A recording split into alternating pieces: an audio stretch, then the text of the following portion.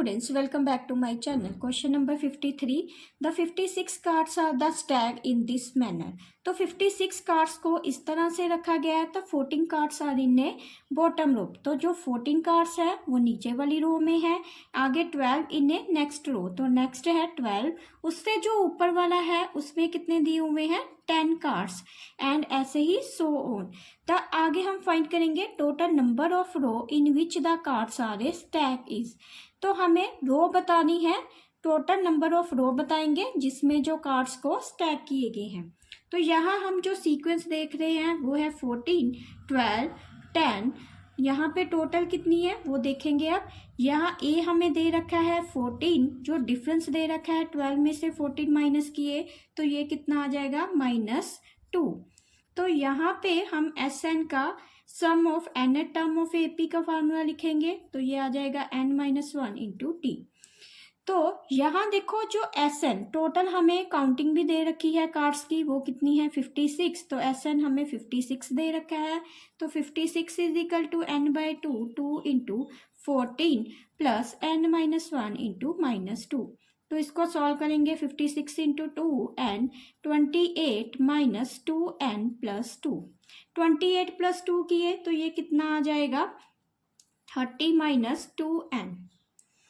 तो बाहर आ जाएगा n. तो ये इसको सॉल्व किया तो 6 2 का 12 5 प्लस 10 11. तो 112. तो ये नेक्स्ट सॉल्व करेंगे तो ये आ गया 30n minus 2n square is equal to 112. तो या इसको लिख देंगे 2n square minus 30n plus 112. 2 यहाँ से कॉमन लेंगे तो ये आ गया n square minus 15n plus 56. तो इसके अब फैक्टर निकल रहे हैं 7 8 का 56. तो n square minus 7n minus 8n plus 56. तो n कॉमन आया तो n माइनस 7 और फिर ये आ गया -8 तो n माइनस 7. तो जो फैक्टर निकले वो निकले n माइनस 7 और n माइनस 8. तो n की जो वैल्यू आई वो है 7 और n की आई 8. तो यहाँ पे हमें रो बताना है. तो ये हमें पता चल गया है कि जो रो है वो कितनी होगी 7 या 8. तो इसको चेक करने के लिए हम ए एन निकालते हैं. तो ए एन का N term of A P का फार्मूला लिखेंगे. तो ए हमें 14 दे रखा है प्लस एन की जगह पहले ले लेंगे 7.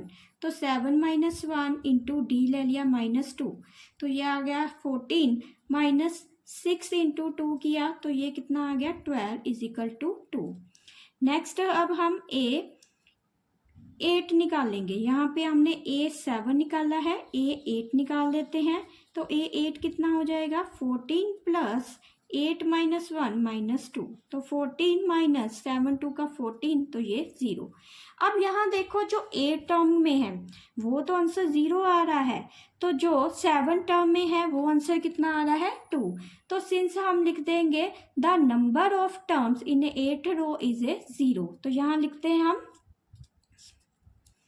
लिखेंगे since the number of terms in 8th row is 0 so the numbers of row in which the card is placed in 7th row. तो अब देखो 8th रो में तो आंसर 0 आया था. इसका मतलब 8 में कोई भी कार्ड नहीं पड़े हैं. तो कार्ड कितने में पड़े हैं 7 रो में. तो टोटल जो नंबर ऑफ रोज आएंगी वो कौन सी आएंगी ए पार्ट का 7. क्वेश्चन नंबर 53 का सेकंड पार्ट देखते हैं. The number of cards in a top row. तो नंबर ऑफ कार्ड्स बताएंगे टॉप की रो में कितने पड़े हैं. तो पिछले पार्ट में हमने सॉल्व किया था. तो जो बॉटम वाली रो थी उसमें 14 कार्ड्स थे. उससे जो ऊपर वाली रो थी उसमें कितने कार्ड्स थे 12. उसके जो ऊपर थी वो कितने थे 10. तो पिछले पार्ट में हमने निकाला है कि टोटल कितने हैं 7 पार्ट्स. तो जो टॉप पे है वो कितने पार्ट हो जाएंगे 7. तो इसको मैं दिखा भी देती हूँ जैसे मैंने ये किया था. यहाँ पे n की वैल्यू 2 निकली थी फर्स्ट पार्ट में 7 और 8. 8 में तो आंसर 0 आ गया था. जो 7 में था 2 था. तो इसका मतलब जो उसकी टॉप कितनी रो थी, वो थी 7। तो यहाँ पे हम ए 7 निकालेंगे, तो इसको लिखते हैं A 7 equal to A plus 7 minus 1 into D. तो यहाँ देखो ए हमें 14 दे रखा है और डिफरेंस कितना है, 12 माइनस 14 माइनस 2। तो इसको सॉल्व करेंगे, 14 यहाँ पे 6 इंटू माइनस 2, तो 14 माइनस 12 इक्वल टू 2।